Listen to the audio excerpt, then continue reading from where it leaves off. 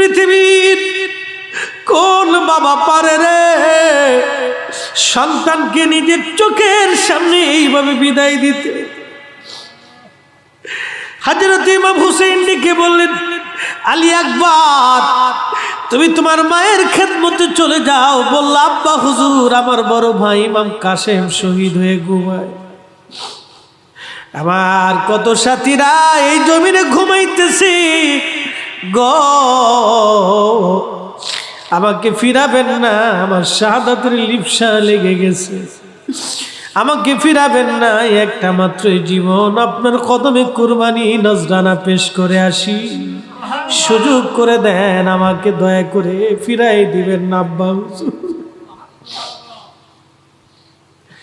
সেই দিন ইমাম আলী আকবর যুদ্ধের ময়দানে চলে গেলেন। প্রচন্ড যুদ্ধ হয়, শেরে খুদা